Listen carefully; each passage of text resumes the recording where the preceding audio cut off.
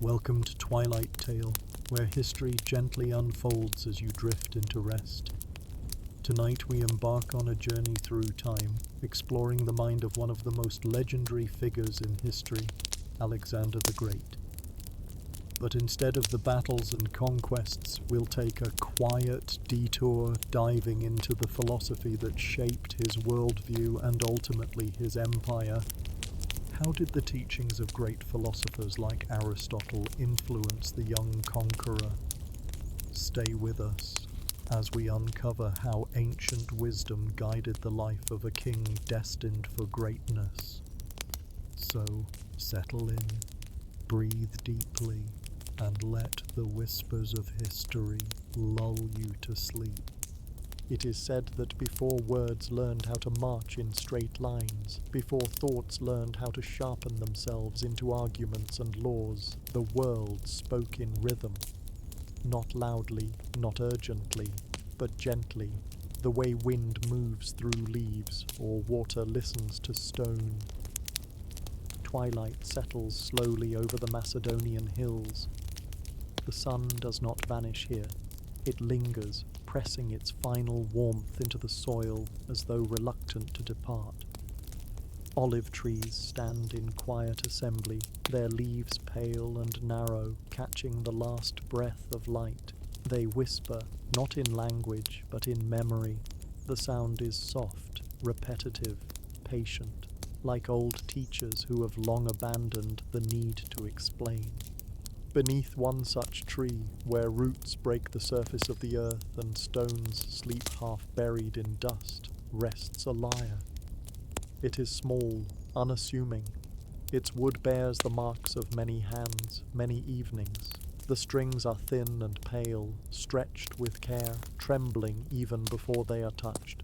Some believe the lyre was more than an instrument.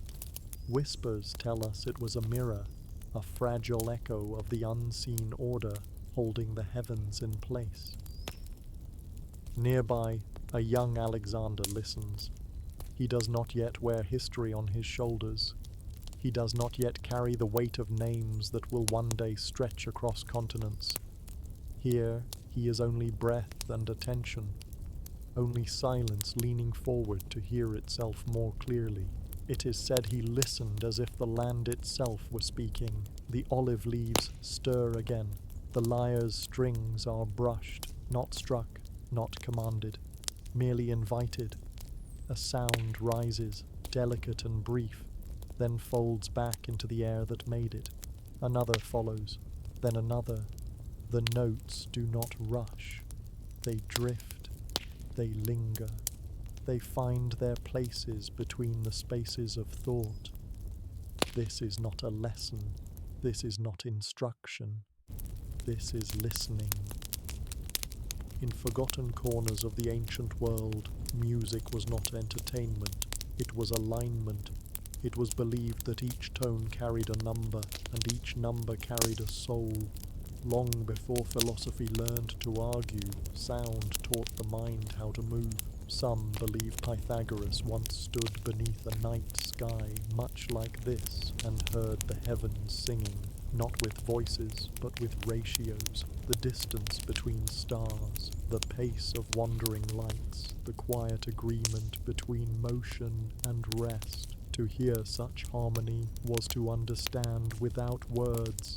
Beneath the silence, the lyre remembers. Its shape curves like the crescent moon. Its arms lift as if in prayer. When played, it does not shout. It breathes. And in that breathing, something ancient stirs, a recognition older than names. Homer's verses, carried not on parchment but on memory, drift softly through the night. Stories of ships and storms, of rage and mercy, of heroes who burned brightly and vanished quickly, leaving only echoes behind. Alexander hears them not as tales of conquest, but as patterns. Rise and fall, tension and release. The long pause before fate answers back. Marked by the moon, the grove becomes a chamber. Sound gathers, then dissolves. Each note teaches something without saying it. That balance is fragile. That force must be measured. That harmony, once broken, leaves behind a longing that can never fully be satisfied. It is said that before logic hardened into stone, rhythm shaped the mind. The Greeks believed music trained the soul the way wind shapes cliffs, slowly, invisibly, with patience that outlasts empires. To learn a melody was to learn restraint. To feel its silence was to understand power. Alexander sits with this knowledge without grasping for it. He does not yet know how it will follow him, into tents lit by fire, into cities marked by dust, into nights where silence will no longer feel kind. For now he is only a vessel, open and unguarded. Some whispers suggest that destiny does not announce itself. It hums. The lyre's sound fades, but its absence speaks just as clearly. In the pause between notes, something deeper emerges, the understanding that silence is not empty. It is full, full of what has been and what might yet arrive. Contradictions settle gently here. How futures shaped by war can grow from peaceful songs. How command begins with listening. How those who learn the measure of harmony often carry the weight of its loss. The olive grove breathes again. Leaves brush together like hands closing a book. Somewhere beyond sight, stars arrange themselves with careless precision, tracing patterns that will be forgotten and rediscovered again and again. Did Alexander shape his destiny? Or did these ancient harmonies, breathed into him beneath olive branches and fading light, quietly hum him into becoming? No answer rises. The lyre is set down. Dust gathers on its surface, patient and untroubled. One final vibration lingers in the air, not heard, but felt, then dissolves into moonlit stillness. The grove exhales, as if relieved to return the secret to the earth. Perhaps it was never meant to be understood. Some voices only echo when we are ready to listen. And so the night deepens. The olive trees stand watch. The lyre rests. And somewhere between sound and silence, memory folds itself into sleep. It is said that some places remember footsteps long after the feet have gone. At dawn, when the world is neither asleep nor fully awake, the stone steps are cool. They hold the night within them, a pale memory of darkness pressed into marble. Dew gathers in the shallow cracks, catching the first light like small, quiet stars. These steps do not rush upward. They rise gently, inviting the body to slow, inviting the mind to follow. Beyond them waits a garden, not a garden of abundance or spectacle, but one shaped by restraint. Olive trees stand with patient posture, their leaves pale and narrow, stirring only when the air remembers how to move. Low stone walls circle the space, not to confine, but to hush. Here, sound softens. Thought loosens its grip. Questions bloom without needing answers. Whispers tell us this was Aristotle's garden. Not a hall of proclamation, not a throne of certainty. No banners hang here, no commands echo. If Aristotle is present at all, he is present like soil, supporting, unseen, essential. A quiet gardener of thought, tending ideas the way one tends roots, with patience, with trust, and with long silences. It is said that knowledge, in its purest form, was never handed down like a weapon. It was carried slowly, breathed from one mind into another, fragile and alive. Alexander walks here in the early light, bare feet meet stone. He feels the chill rise upward, grounding him, reminding him where he stands. He is young. Hunger moves through him, not yet hunger for land or names, but for meaning, for pattern, for something steady beneath the shifting surface of the world. He does not carry tablets or scrolls, he carries attention. The garden receives him without ceremony. Shadows stretch across marble as the sun climbs, not yet warm, only present. Aristotle walks nearby, not ahead, not behind. He does not lecture, he wanders, he pauses. Sometimes he stops altogether, as if listening to something beneath the earth. Ethics arrive here not as laws, but as questions whispered between steps. What is good? What end does a life serve? How should one move through the world without breaking its fragile order? Nature answers indirectly. A leaf turns, a bird lifts, then vanishes. Purpose drifts close, then slips away again. Some believe Aristotle taught by refusing to close the circle, by leaving space where certainty longed to settle. His greatest gift, it is said, was not reason sharpened to a blade, but restraint, knowing when to stop speaking and let silence continue the lesson. Alexander listens. Ideas do not strike him. They land lightly, like birds resting on a branch, present for a moment before lifting away. He does not chase them, he lets them go. In this letting, something deeper begins to take shape, an understanding that wisdom is not possession, but posture. Beneath the silence, the garden teaches balance. Reason walks beside wonder here, neither dominating the other. Logic learns to bow its head. Curiosity learns patience. The mind, accustomed to grasping, begins to breathe instead. Scrolls lie unopened on stone benches. Their ink has faded, their edges worn. Not all knowledge needs to be read. Some truths are carried only in pauses, in the spaces between words, in the slow turn of thought upon itself. There is a melancholy beneath the calm. It drifts through the garden like a low mist, barely visible, but felt. The sense that wisdom is always incomplete, that every answer opens into another question. That clarity, once reached, immediately begins to dissolve behind a veil. Alexander feels this without naming it. He senses that whatever he learns here will never fully stay. That understanding is a visitor, not a resident. And yet, this does not trouble him. It humbles him. Contradictions gather quietly. A philosopher shaping a future king. A lover of order, nurturing a force that will one day unravel borders. A garden of stillness, feeding a life of movement. Aristotle does not warn him, or perhaps he does, but only through silence, through the careful refusal to simplify, through the understanding that power without reflection collapses inward, while reflection without action fades into dust. Marked by the moon's memory, the stone seems to listen as well.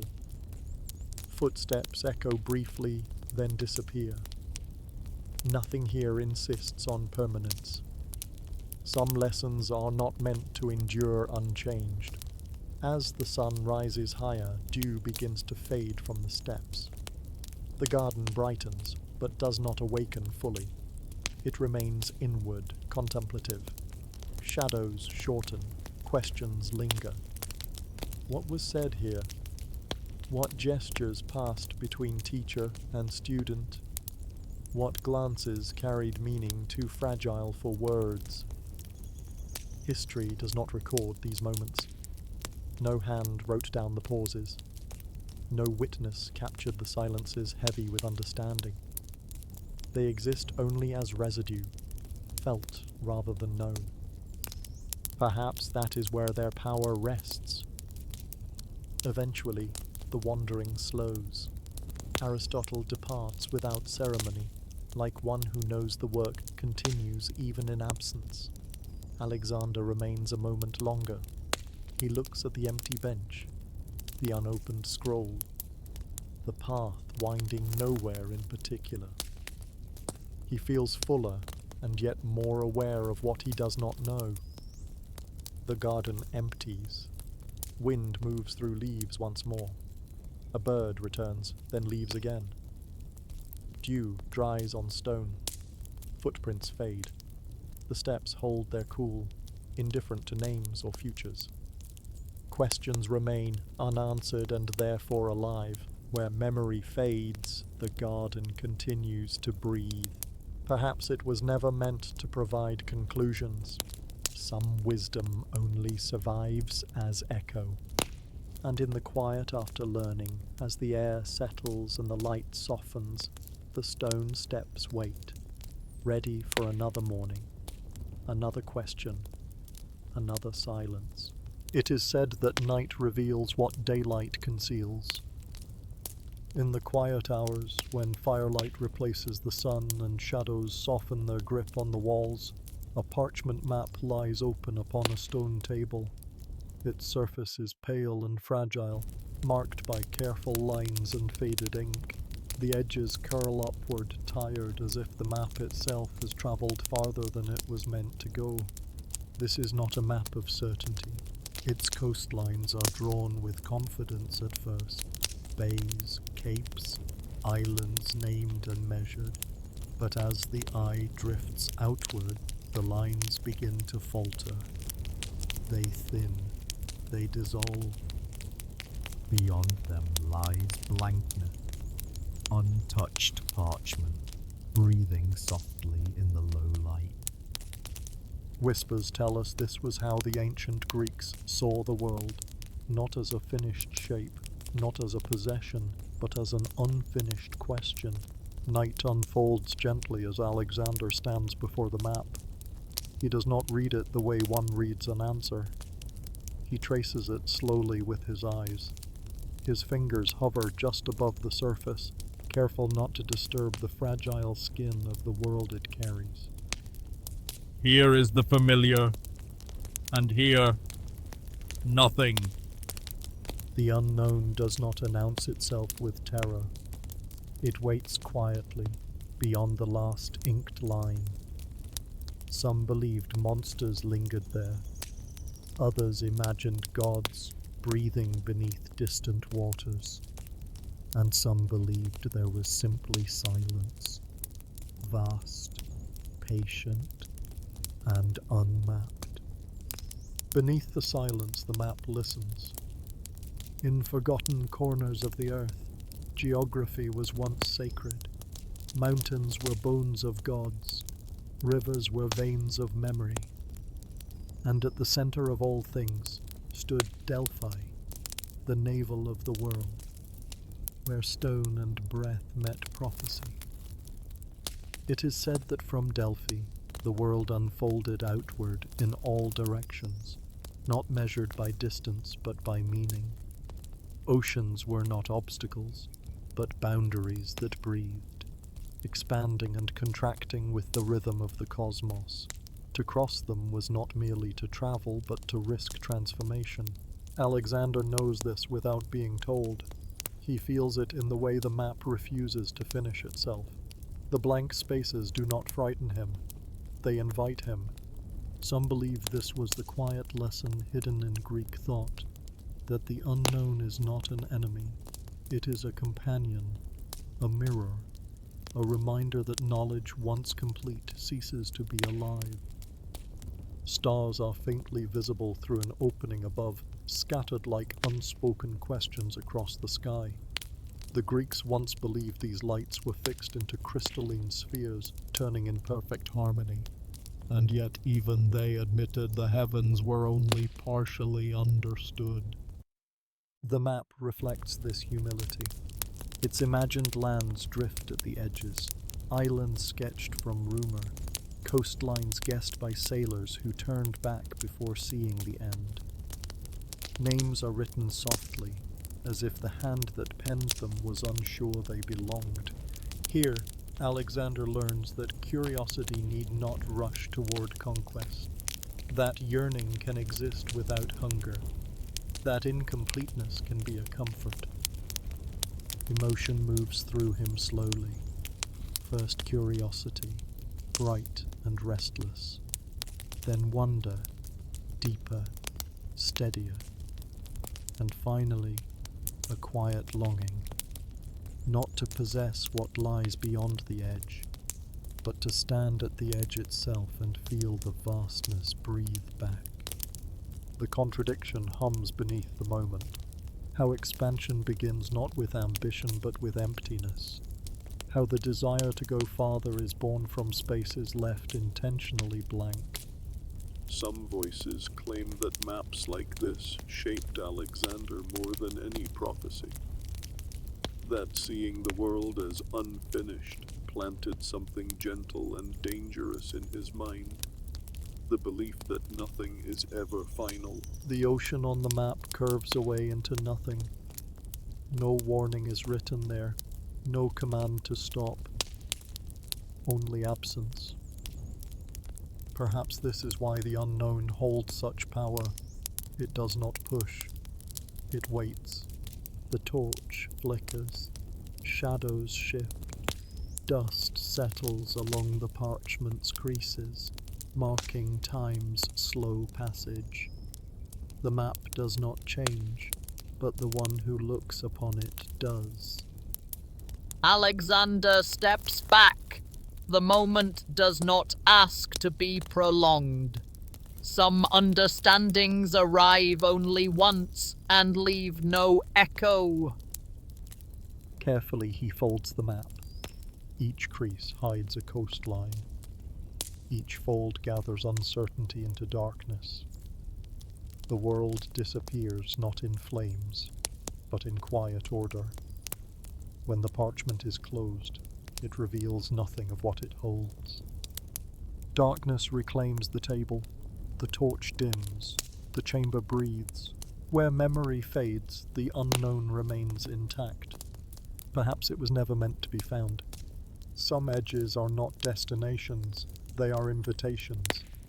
And as the night deepens, and the last trace of ink vanishes into shadow, the map without edges rests, still unfinished, still whispering, waiting for another pair of wondering eyes, another moment of silence, another dream willing to listen. It is said that there are places where the earth remembers how to speak, high among the folded mountains of Greece, where stone rises like a paused wave and clouds drift low enough to touch. Mist curls gently around the ruins of Delphi. Dawn does not arrive here in haste. It seeps. It breathes. Light filters slowly through veils of fog, touching marble steps that have felt centuries of waiting. This is a place shaped not by certainty, but by listening. Beneath the silence, the ground exhales. From a narrow fissure in the stone, a faint vapor rises, warm, almost tender, as if the mountain itself were releasing a thought it had held too long. The ancients believed this breath carried prophecy, not answers but openings, not commands but reflections. Whispers tell us this was the voice of the god. Delphi was once called the navel of the world, the place where all distances folded inward, where the known and the unknown touched. Pilgrims arrived here not to be told what to do, but to stand close to mystery and feel its weight settle upon them. Alexander comes quietly. He does not come crowned in confidence. He does not arrive with demands or declarations. He comes as one who has learned that power begins with restraint. He seeks no certainty, only permission to listen. The Pythia waits within the temple's shadowed chamber. She is not seen clearly, and perhaps that is the point. She exists between worlds, between breath and word, between earth and sky. Her voice, when it comes, does not ring. It trembles. It is said the oracle did not speak prophecy. She breathed it. Laurel leaves scatter across the stone floor. Incense burns slowly in bronze vessels, its smoke rising in pale spirals, echoing the invisible currents beneath the mountain. The air grows thick, fragrant, heavy with expectation. Words here are not sharp, they are layered.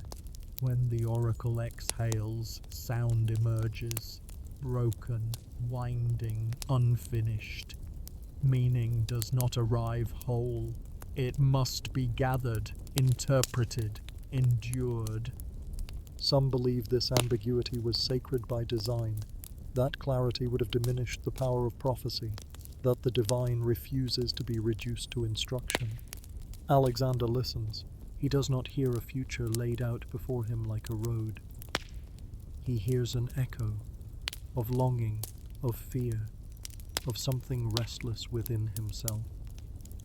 The oracle reflects what already breathes inside him, unnamed and unresolved. Beneath the silence, awe deepens. There is unease here, not born of threat, but of vastness. The sense that the sacred does not bend to human desire, that it remains whole only when it remains incomplete. The Greeks understood this. Their gods did not comfort. They unsettled. They reminded mortals that knowing too much too clearly could fracture the soul. Prophecy, then, was not a gift of foresight. It was a mirror. Some voices say Alexander emerged from Delphi changed, though no one could say how. No record preserves the exact words spoken that day. Perhaps they were never meant to survive. Perhaps prophecy dissolves the moment it is heard, leaving behind only its residue. Contradictions linger in the mountain air. Did prophecy shape Alexander, or did belief shape prophecy? Did the oracle guide him toward destiny, or merely give shape to what already stirred beneath his breath? The temple does not answer. Stone columns stand indifferent, worn smooth by time and touch. Scrolls lie incomplete on benches, their ink faded, their sentences broken. Even the gods, it seems, left things unfinished here. The incense burns lower. Smoke thins. The oracle falls silent. Silence at Delphi is not empty, it is dense. It presses inward, asking not to be filled, but respected. Alexander departs without certainty, without reassurance, without command. What he carries with him is quieter, a recognition that the sacred is powerful precisely because it refuses clarity. That mystery endures only when it is allowed to remain whole. Outside, mist begins to lift. The mountain exhales once more, then grows still. Birds do not sing yet. Even the wind pauses, as if listening for something that has already passed. Where memory fades, the question remains. Perhaps it was never meant to be answered. Perhaps prophecy is not a voice that tells us where to go, but a breath that reminds us we are alive, uncertain and moving. As twilight returns to the slopes of Delphi, incense dissolves into air. The fissure grows quiet. The oracle's chamber darkens. Only a question lingers, suspended in breath, waiting for another seeker, another silence, another moment when the world remembers how to speak. It is said that some tombs do not hold the dead, they hold remembrance. Beneath a moon that hangs low and pale, brushing the earth with silver breath, an ancient tomb rests beside the quiet sea. Stone rises gently from the ground, worn smooth by wind and time, its carvings softened until they seem less like marks and more like memories struggling to remain. The grass around it bends and lifts again, as if breathing. The night carries the scent of salt and dust. Somewhere beyond sight, waves move with patient rhythm, repeating themselves the way stories do, over and over. until they become part of the land. Here Achilles lingers, not as hero, not as warrior crowned in bronze, but as echo. Whispers tell us that memory is heavier than flesh, that long after the body returns to earth, its name can still shape footsteps, still pull the living toward paths they did not choose. Alexander stands beside the tomb in silence. He does not kneel. He does not speak. He simply rests his hand against the stone, feeling its coolness seep into his skin. Dust gathers at his fingertips, dust that once was bone, once was muscle, once carried fury and beauty in equal measure. Beneath the silence, the past listens. Achilles was never merely a man, he was an inheritance, a story pressed into the blood of those who came after, shaping their dreams before they learned to name them. Through Homer's verses, Achilles learned how to die and how to live forever in the fragile chamber of memory. Some believe that hero worship is a quiet form of possession, that myths, once absorbed, begin to breathe within us, guiding desire and fear alike. Alexander knows these stories by heart, not as lessons, but as mirrors. In forgotten corners of the ancient world, Homer was not read. He was recited, sung, remembered aloud so that the words would not harden into distance. Achilles' rage, his tenderness, his unbearable awareness of fate, all of it lived again each time the tale was spoken. Standing here, Alexander does not see a warrior. He sees a question. What does it mean to be remembered? The tomb does not answer. It does not need to. Its presence is enough. Stone and silence carry their own authority. Moonlight slips across the carvings. Spirals, stars, shapes whose meanings have thinned with time. They once spoke clearly, now they whisper. The earth keeps what it can. Emotion drifts slowly, the way night air cools after sunset. Admiration rises first, bright, inevitable. The longing to be great, to be sung, to leave a mark that time itself must pause to acknowledge. But admiration does not remain untouched. Melancholy follows, gentle but insistent. Immortality through memory carries a cost. A life lived for echoes is never fully lived in the present. Achilles knew this. He chose it anyway. Some voices say this is the true tragedy, not the death, but the knowing. To understand that glory burns quickly, and that its light casts long shadows. Peace is born from war, they say, beauty from violence, songs from suffering. The contradiction pulses quietly here, like a second heart beneath the first.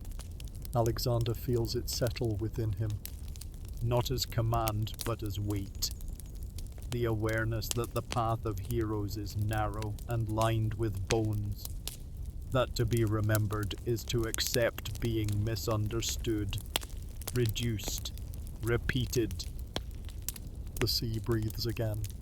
Moonlight breaks across its surface, shattering into countless fragments that vanish almost as soon as they appear. Perhaps this is what memory is. Fragments held together by longing. Alexander steps back. His hand leaves the stone. The tomb remains unchanged, patient and indifferent. Achilles sleeps, or does not sleep, depending on how one understands remembrance. Homer's verses drift faintly through the mind, not in words but in feeling.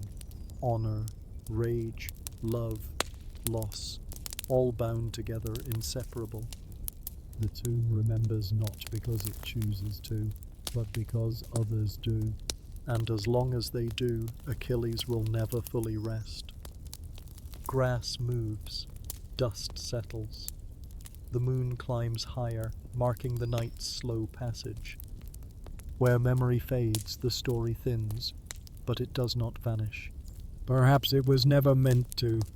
Perhaps heroes exist not to be imitated, but to be contemplated, as warnings, as wonders, as echoes of what the human spirit can endure and destroy in equal measure. The tomb grows quiet again. The sea continues its endless repetition. The night deepens, folding sound into stillness. Achilles remains, not in stone, not in dust, but in the space between admiration and sorrow, between desire and restraint. And somewhere in that space, footsteps turn away, carrying the weight of an ancient name into the dark, shaped by it, haunted by it, and never entirely free. Under a sky scattered with distant stars, a temple rises, not brightly, not proudly, but patiently. Marble columns lift themselves into the night as if holding the darkness in place.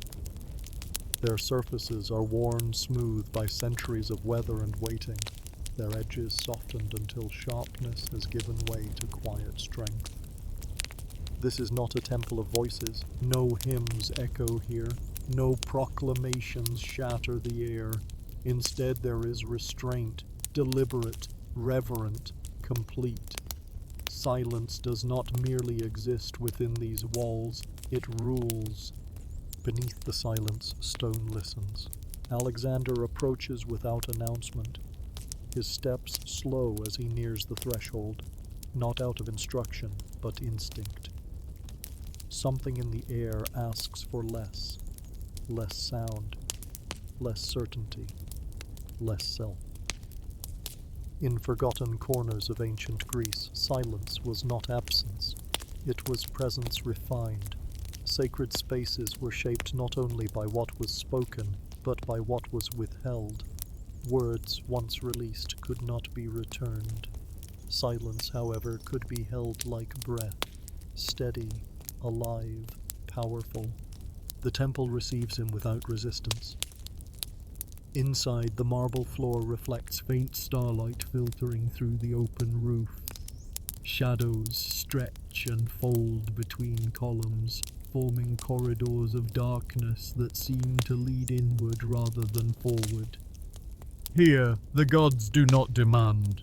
Whispers tell us the Greeks believed their gods listened more than they spoke. That divine power did not need to announce itself. It waited. It watched. It measured. Alexander feels this presence not as command, but as weight, gentle, steady, unyielding. His restlessness, so often alive within him, begins to soften. The impulse to act loosens its grip. In its place rises something quieter, reverence. Ritual here is shaped by pause. A step taken, then held, a breath drawn, then released slowly. Even thought itself seems to move differently, careful not to disturb the stillness. Words form in the mind, then dissolve before reaching the tongue. Some believe the highest form of worship was knowing when not to speak. In this temple, silence becomes instruction. It teaches restraint without explanation. It reveals power without force. It suggests that what is withheld can shape the world as surely as what is given. Broken statues line the walls, fragments of once recognizable forms, faces eroded into anonymity, limbs separated from bodies. Time has taken what it needed and left the rest behind. They do not accuse, they do not mourn, they simply remain. Beneath the silence, their stillness speaks of impermanence, of the futility of shouting against time, of the quiet dignity of endurance. Alexander stands among them, feeling the contrast between motion and stillness. between the life rushing through his veins and the patience carved into stone. He senses that power, when expressed too loudly, scatters itself. But when held, when restrained, it deepens. The holiness of withholding reveals itself slowly. A torch bracket on the wall holds no flame. The fire has long since been extinguished. Only a faint trace of smoke lingers, barely visible against the dark. Even fire here has learned when to depart. Above the open ceiling frames the night sky. Stars hang in distant order, indifferent to the temple below. The Greeks once believed these lights moved in perfect harmony, bound by laws unseen but absolute. Silence mirrors this order. Emotion settles inward. Awe does not rush. It expands gently, filling the chest like slow breath. Unease flickers briefly. The discomfort of being unguarded, of having nothing to say. But it passes. In its place comes acceptance. Not everything must be spoken to be known. Alexander learns this without lesson. The temple offers no doctrine. It does not shape him with argument or praise. It shapes him by refusing to shape him at all. Contradictions rest quietly here, a future conqueror standing in a place that worships restraint. A life of command learning first the discipline of listening. A temple that teaches by withholding every tool of instruction. The mystery lingers in what was never uttered. What prayers were once held silently within these walls? What confessions were never voiced, yet still heard? What questions were asked only inwardly, and answered only by time? No record remains. Scrolls have turned to dust. Names have faded. The temple does not preserve voices, only the space where voices once chose not to speak. This too is memory. As the night deepens, the temple empties itself of even the sense of presence. Alexander steps away. His footsteps echo once, softly, then are swallowed by stone. The silence does not follow him. It remains, intact, undisturbed. Outside, dawn begins to gather. The sky lightens at its edges, pale blue rising behind the columns. Marble catches the first hint of day, glowing faintly, as if remembering something ancient. Where memory fades, silence persists. Perhaps it was never meant to be broken. Perhaps the sacred does not reside in words at all, but in the spaces that hold them back. The temple stands complete, not because it is filled, but because it is empty. Silence reigns still, whole and unchallenged, waiting for the next soul willing to enter without sound and leave without answers. It was stolen. Against the vastness of night, a small flame flickers. It does not roar. It does not demand attention. It trembles. A fragile tongue of light standing against the darkness that surrounds it on all sides. Its glow touches stone and dust, revealing textures otherwise unseen, then pulls back again, as if uncertain whether it is welcome. This flame remembers something ancient. In forgotten corners of the earth, fire was once a secret held by the gods alone.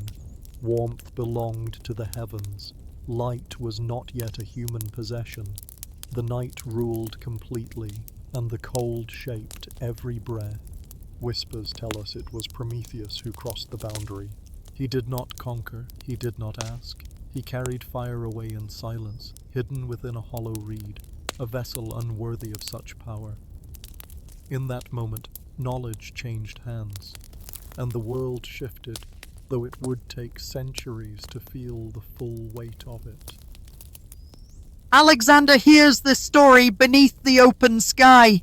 The flame before him is small, contained, obedient. Yet he senses what it represents, not comfort but consequence. Fire warms, yes, but it burns.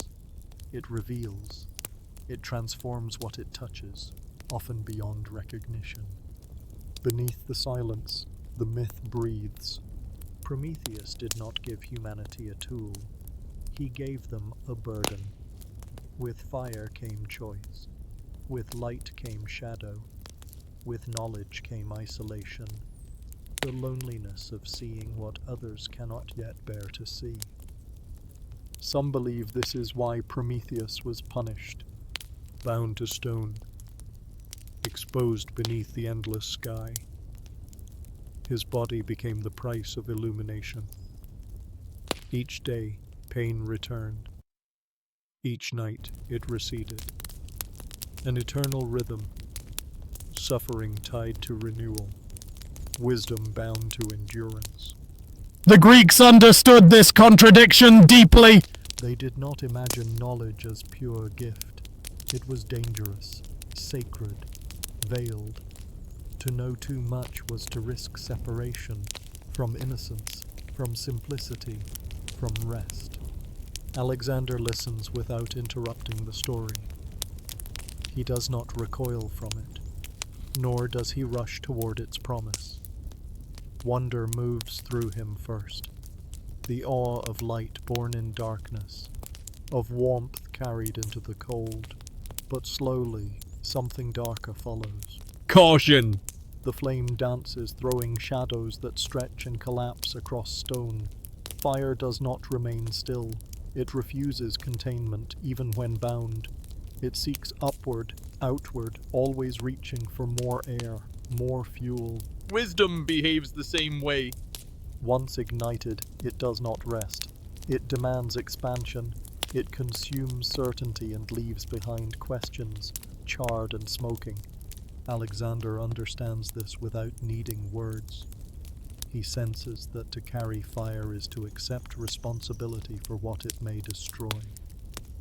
That enlightenment, once embraced, reshapes everything it touches, including the one who holds it. The flame glows brighter for a moment, then dims. Ash drifts upward, light as breath. The night absorbs it without reaction. Some believe the gods punished Prometheus not for defiance, but for compassion, for believing humanity could bear the weight of fire without breaking beneath it. Others whisper that the punishment was part of the gift, a reminder etched into the cosmos that no light arrives without cost. The story does not resolve itself. It was never meant to. Around the flame, ruins stand in quiet witness, broken columns, soot-darkened stone, places where fire once burned freely, then was extinguished. Civilization rose with flame and fell by it. Hearths warmed families. Cities burned. Knowledge spread. Innocence vanished. The contradiction glows steadily. Enlightenment born from suffering. Progress bound to loss. Warmth entwined with danger. Alexander feels the weight of this inheritance. Not as fear, but as gravity. Fire is not to be feared, but it must be respected. It is not evil. It is indifferent. It gives according to what it is fed. As the night deepens, the flame shrinks. It no longer reaches upward. It curls inward, folding into itself. Soon, only embers remain, small glowing points pressed into the ash. They hold memory. The warmth lingers even as light fades. Danger, too, remains. Quiet, unseen, waiting for breath to stir it again. Perhaps this is the truest lesson Prometheus left behind. That knowledge never truly goes out. It only waits. The embers darken, ash settles. The stone grows cool once more. Above, stars burn with distant patience. Fires too far away to warm, yet powerful enough to shape the night. The heavens remain untouched by punishment, their light constant, unreachable. Where memory fades, the myth persists. Prometheus remains bound not only to rock, but to thought itself, the eternal figure standing between darkness and light, reminding those who listen that every gift reshapes the one who receives it. The night closes gently around the place where the flame once burned. Nothing glows now. Nothing moves. Only warmth remains, faint, remembered, and the quiet understanding that some fires are never meant to be extinguished, only carried carefully through silence into whatever darkness comes next. Some voices only echo when we are ready to listen. Morning arrives gently at the gymnasium. The sun does not rush its entrance. It slips through open arches and between pale stone columns, laying soft bands of light across the ground. Dust rises where the night once rested, drifting slowly, suspended like tiny stars caught between earth and sky. This is a place shaped by balance, not a battlefield, not a hall of triumph, but a wide open space where bodies and minds were shaped together, patiently through repetition and restraint. The stone floor is worn smooth by centuries of movement, feet lifting and landing, breath drawn and released, effort offered and then surrendered. Beneath the silence, the gymnasium listens. Alexander enters as the light grows warmer. No crowd gathers. No voices call out instruction. Here, learning does not arrive through command. It arrives through ritual. In forgotten corners of the ancient world, the gymnasium was not merely a place of exertion. It was a sanctuary of harmony. Strength was never meant to stand alone. It was paired with thought, measured by discipline, softened by reflection. Breath is the first teacher. Inhale, pause, exhale. The body responds before the mind names the motion. Muscles awaken slowly, not through force but through attention. Each movement is deliberate, each pause as meaningful as the effort that surrounds it. Some believe the Greeks understood that power without balance collapses inward. That strength pursued without awareness becomes brittle, easily shattered. Here, flesh and idea were trained to move together, neither leading, neither following. Dust lifts from the ground with each step, then settles again, patient and forgiving. It does not judge the motion. It records it briefly, then lets it fade. Alexander learns discipline not as punishment, but as rhythm. The body strains, then rests. The breath quickens, then slows. Heat builds beneath the skin, then disperses. Vigor rises like a wave, strong, undeniable. But it does not stay. It never does. Beneath the silence, a deeper lesson forms. Strength is temporary, presence is not. The gymnasium holds this truth quietly. Its columns do not flex. Its walls do not move. They remain steady and unreactive, witnesses rather than participants. Sunlight climbs higher, shadows shorten. Dust swirls, then drifts back down, settling into cracks and corners worn by time. Ancient training implements rest unused against the stone. Bronze weights darkened by age, their surfaces marked by countless hands now forgotten. They once promised power, now they promise memory. Alexander pauses, breath deep and measured. Sweat cools against his skin. The urge to push farther softens. He listens inward. Some voices say this was the true education of the gymnasium, not the cultivation of force, but the understanding of limits. To know when to stop was as sacred as knowing how to begin. Emotion shifts slowly. What began as vigor eases into calm presence. The restless energy of youth settles into something steadier, more grounded. The body does not disappear, it becomes quiet. Where does strength truly reside? In muscle, which fades, In endurance which breaks! or in the breath that returns again and again, no matter how often it is spent? The gymnasium does not answer. It does not need to. The question itself is the offering. Above, the open sky stretches pale and wide. Clouds move without effort. Birds pass without leaving trace. The heavens exert no force, yet remain beyond reach. Balance reveals itself not as stillness, but as flow. The Greeks believed harmony lived in proportion, in the careful relationship between parts. Too much strength shattered grace. Too much thought stilled action. Together they formed something durable. Alexander senses this alignment within himself. Fleeting, imperfect, but real. A moment where body and mind agree, where effort no longer strains, where breath moves without instruction. Dust settles, the air grows still. The gymnasium empties itself of motion, returning to quiet watchfulness. Columns stand in even rhythm. Light rests evenly across stone. Nothing leans too far in any direction. When memory fades, the body remembers. Perhaps this is what the ancients sought here. Not domination of the flesh, but companionship with it.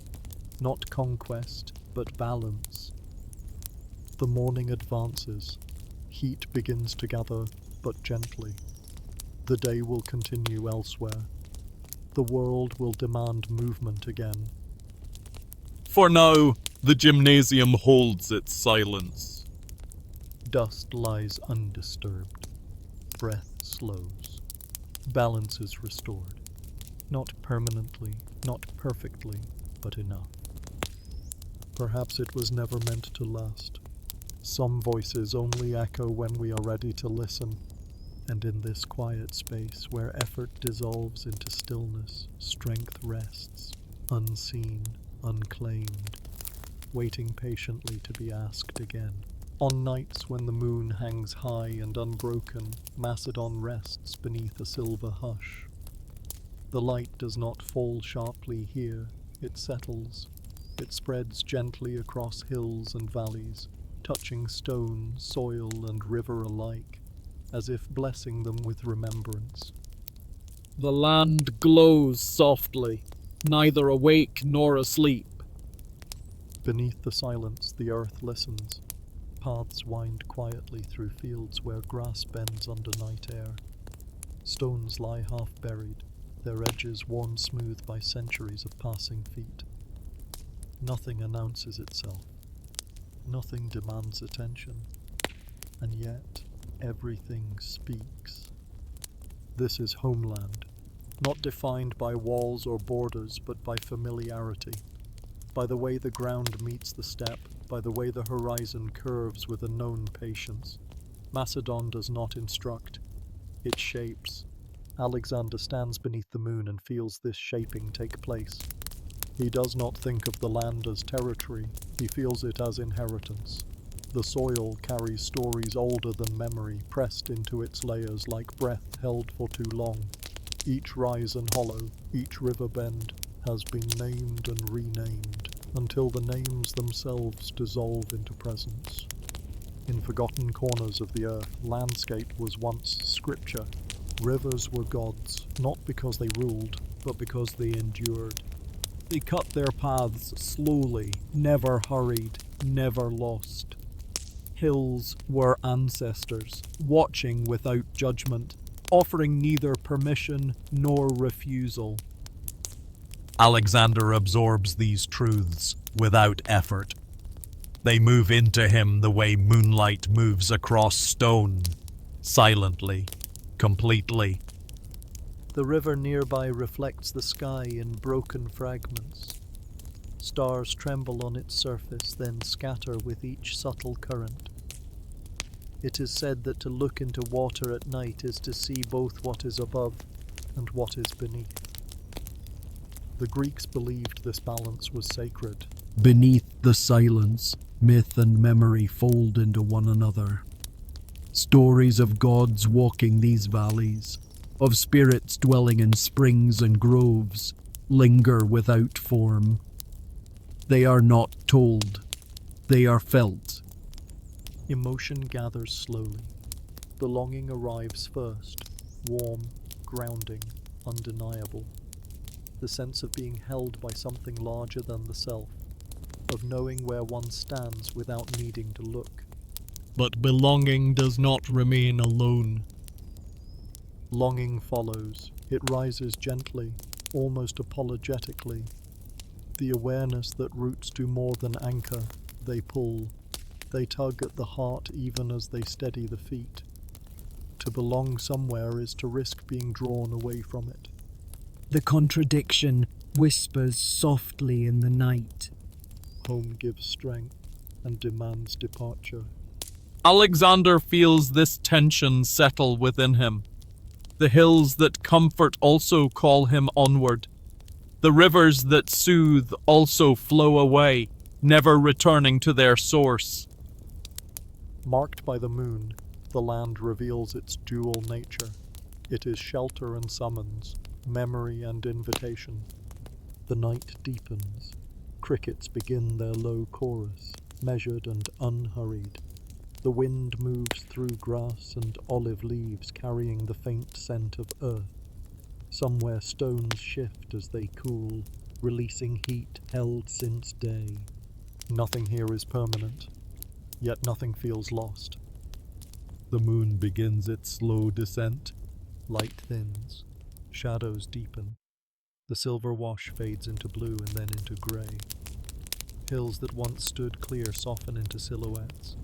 Details dissolve. Alexander does not resist this fading. He watches as one watches breath leave the body, naturally, without fear. Where memory fades, the land remains.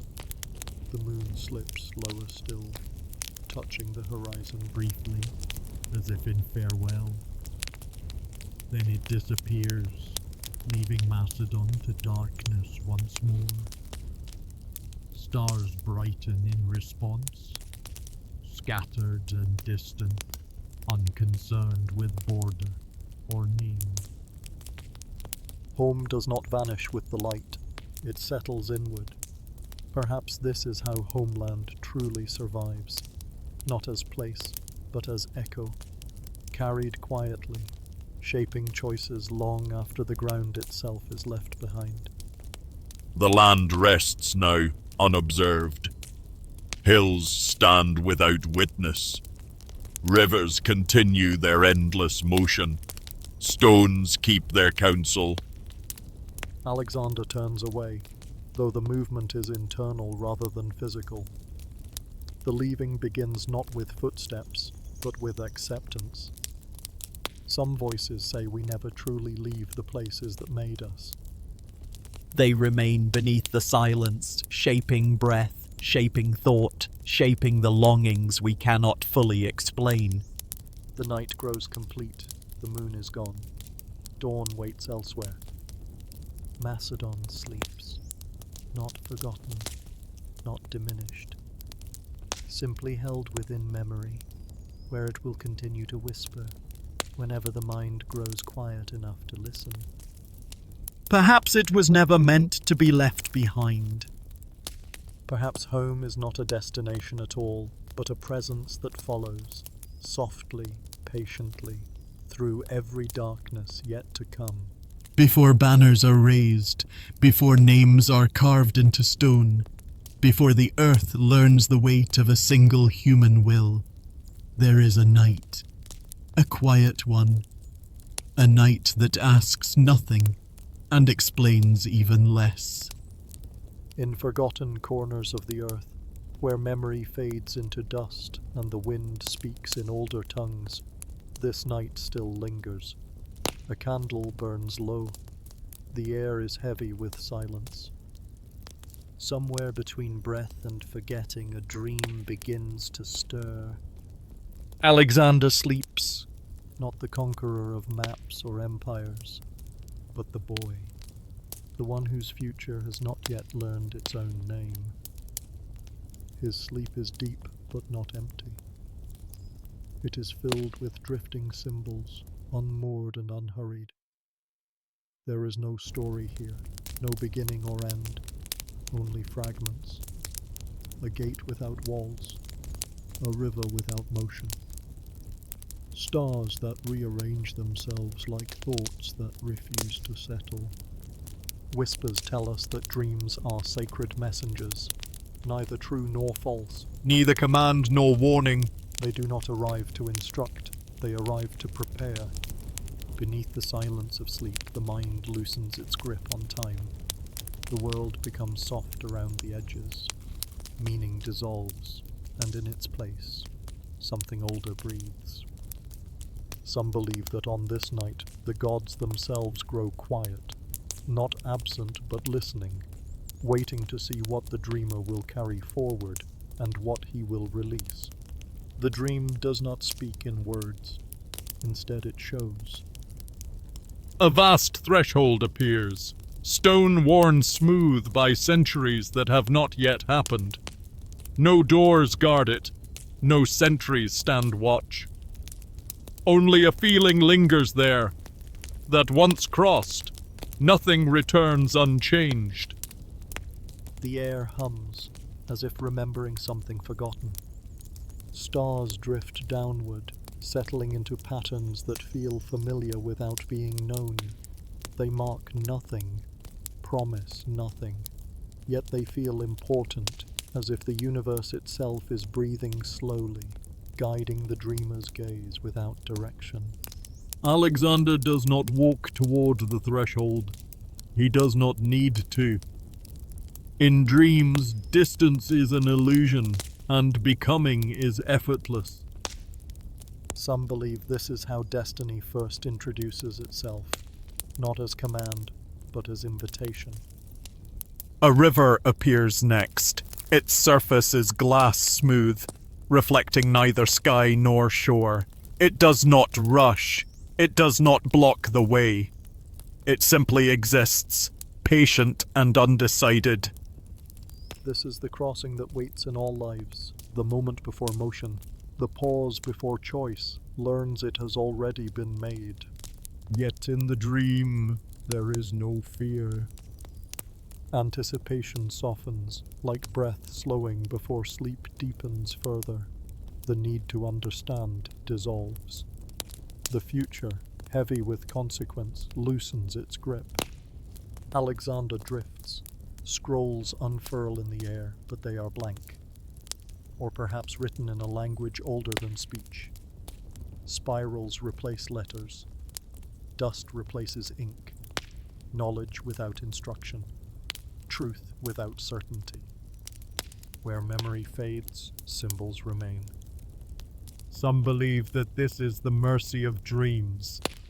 They show us not what will happen, but what we are capable of carrying. The boy does not see armies, he does not see crowns, he does not see blood or glory or the edge of the world. Those things belong to waking. Instead he sees ruins.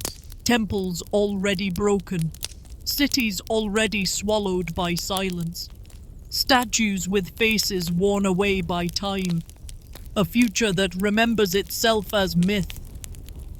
It is said that the soul recognizes its own echo long before the world hears it. The dream breathes in. The dream breathes out. Moonlight spills across stone floors marked by spirals, paths that lead inward rather than forward. The center is empty, or perhaps it is full of something that cannot be named. Here, anticipation dissolves completely. There is no urgency, no hunger, no desire to grasp what comes next.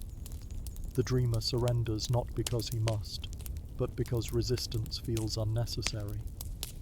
Some truths only approach when we stop reaching. Outside the dream, the world holds its breath. Night leans toward dawn, but does not yet cross. Stars dim reluctantly. Time slows, honoring the stillness. In the dream, there is a sense, faint but undeniable, that this moment matters more than all the moments that will follow. Not because it decides the future, but because it does not. This is the last untouched space. The final silence before history begins to speak too loudly.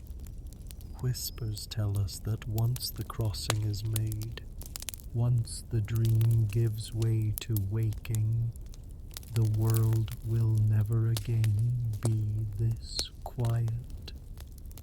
Names will gather weight, choices will harden, songs will be written in iron instead of breath. But not yet.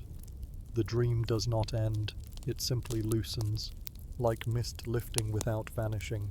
Like a question left unanswered because the answer would be too small. Alexander stirs but does not wake. The threshold remains unpassed. The river remains still. The scrolls roll themselves back into dust.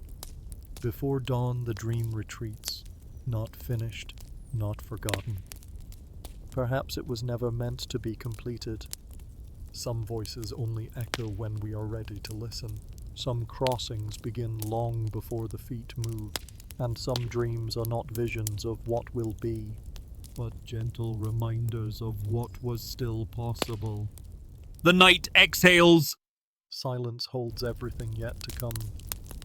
Thank you for joining us tonight here at Twilight Tale.